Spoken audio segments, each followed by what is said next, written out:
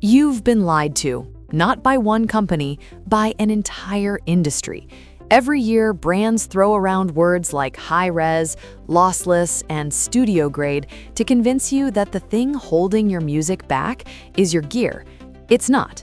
After 5 years of testing headphones, earphones, DACs, streamers, and everything in between, here's what I've learned. Most people waste money in the wrong places. They chase specs that don't matter and ignore the things that actually change how music sounds. So today, we're going to fix that. This is the Audio Buying Priority Guide, a complete breakdown of where your money actually makes a difference, from the streaming service you pick all the way down to the cable plugged into your ears. Whether you're spending $9 or $900, this video will save you from the most common mistakes in audio. But first, let's destroy the biggest myth in this space, and it starts before you even put anything on your head. Here's the thing. Before you spend a single dollar on hardware, the music file itself is doing 95% of the work. Not the codec, not the file format, the mastering. Mastering is the final stage of music production, where engineers fine-tune the EQ, the compression, the dynamics, everything that shapes how a track actually sounds. And here's what most people don't realize.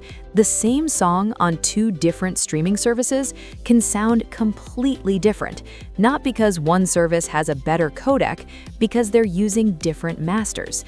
A well-mastered track at 256 kilobits per second will sound better than a poorly mastered track at lossless quality.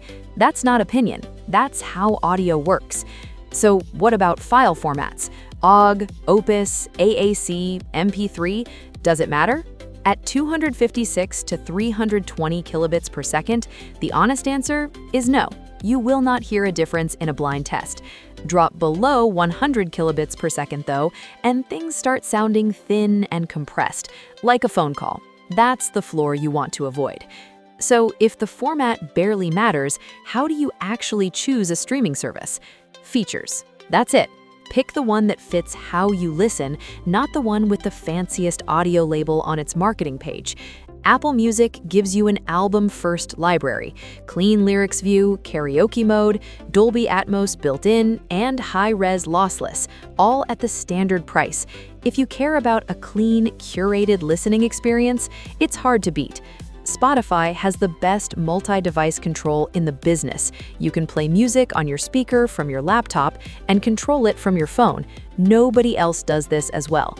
The recommendation engine is strong, but the interface is cluttered if you just want your albums. YouTube Music wins on 2 fronts. The recommendation algorithm is borderline scary good, and the catalog is unmatched because it includes every cover, remix, and live version uploaded to YouTube. Plus, you get ad-free YouTube bundled in. Try the free trials. Pick the features you actually use every day. Stop chasing better audio quality between services because that's not where the difference lives. Now, let's talk about music you actually own, digital files you buy and keep. The same rule applies. Better mastering beats a higher resolution file every single time. CD quality, that's 44.1 kHz at 16-bit, is genuinely enough for critical listening. High-res files cost more, and in most real-world setups, the difference is inaudible. You'd need a very high-end chain and a very quiet room to even begin to notice. But here's my honest take. If you're spending money on music you want to keep forever, consider physical copies, special editions, collector's packaging, and sometimes exclusive tracks that never hit streaming. You're not just buying audio, you're buying something tangible, something you can hold and actually own. In a world where streaming libraries can change overnight, there's real value in that. All right, let's move to the gear itself, and this is where most people get it wrong. When you're shopping for wireless earbuds or headphones, here's the priority stack. Not what marketing tells you, what actually matters in daily use. Number 1 is sound quality. Everything else is secondary. If the earbuds don't sound good to your ears, nothing else on the spec sheet matters. Number 2 is comfort and build quality. You're wearing these for hours. If they hurt after 40 minutes or feel like they'll snap in your bag, move on. Number 3 is battery life. 4 hours of playback with ANC on is the bare minimum in 2026. Anything less and you're charging mid-commute. Also, always check both ANC on and off numbers because manufacturers love to advertise the ANC off figure in big text and hide the real-world number in the fine print. After that, you're into the nice-to-have tier. Multi-point connections so you can switch between phone and laptop, a good companion app with custom EQ, water resistance for workouts, wireless charging for convenience. And then there's the stuff at the bottom: heart rate sensors, LED lights, spatial audio with head tracking. These are marketing features. They're fun to demo. They don't change how your music sounds. Here's the honest truth. A $50 pair of earbuds with great tuning will make you happier than a $200 pair with impressive specs and mediocre sound. Trust your ears, not the spec sheet. Check this out. A $65 wired IEM will outperform any $300 pair of wireless earbuds in pure sound quality. That's not a controversial statement. That's physics. With wired gear, all your money goes into the driver, the thing that actually makes the sound. With wireless, you're also paying for Bluetooth chips, batteries, microphones, ANC processing, and a charging case. The sound is sharing the budget with a dozen other components. So, should everyone go wired? No. Wireless exists because convenience is real. If you need to take calls, move around, and not think about cables, wireless is the right tool. But if you sit at a desk, if you listen at home, and sound quality is your #1 priority, wired is where the value lives. Just don't make the mistake of comparing them side by side and calling it unfair. They're different tools for different jobs. So you've decided to go wired. Now what? The chain looks like this: your phone or music player, a DAC to convert the digital signal to analog, and then your IEM or headphone. That's it. 3 pieces. Let's talk about DACs first, because this is where people overthink it. If you just need to plug wired earphones into your phone, get a USB-C dongle DAC. The Apple one costs $9. It sounds clean, it's tiny, and for the vast majority of IEMs, it's genuinely enough. Want more control? There are dongles around $15 that include app support for parametric EQ. That means you can fine-tune the sound to your exact preference, straight from your phone. Now here's where it gets interesting. If you want to make your wired IEMs wireless, Bluetooth DAC receivers exist. You clip them to your shirt, plug in your IEMs, and pocket your phone. The sound quality is about 90% of a wired connection, with full wireless convenience. It's the best of both worlds for a lot of people.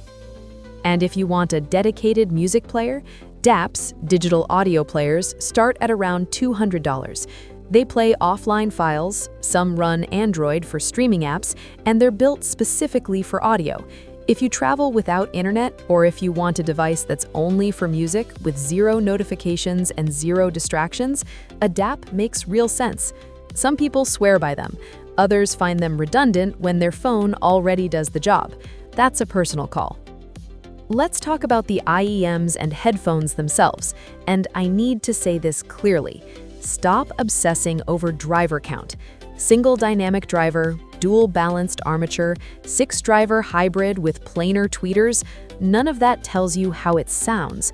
A single well-tuned dynamic driver will beat a badly tuned 6-driver setup every time. Same goes for cable material. Silver-plated, oxygen-free copper sounds impressive on a product page. In a blind test, you won't hear a difference with the stock cable on most IEMs. What actually matters is the tuning, how the engineers shaped the frequency response, the balance between bass, mids, and treble. That's the whole game. So how do you find your preference? Go to a local audio store. Try things. Listen for 5 minutes, not 5 seconds. When you find something you love, look up its frequency response graph. That's the curve showing how loud each note plays across the entire range, from deep bass to the highest treble. That shape is your reference point. Every future purchase, compare it to that graph. It'll save you from buying blind and being disappointed. One more thing. You'll see 4.4mm balanced connections everywhere now. Balanced delivers more power, which means you need less volume to hit the same loudness. For most IEMs, you won't need it. For power-hungry planar headphones, it matters. Don't buy a balanced setup just because it sounds more audiophile. Buy it when your gear actually needs the extra power. Final verdict.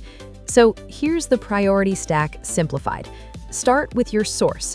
Pick a streaming service for its features, not its format. Mastering matters more than megabits. Then choose your tool. Wireless for convenience and daily life, wired for the best sound per dollar.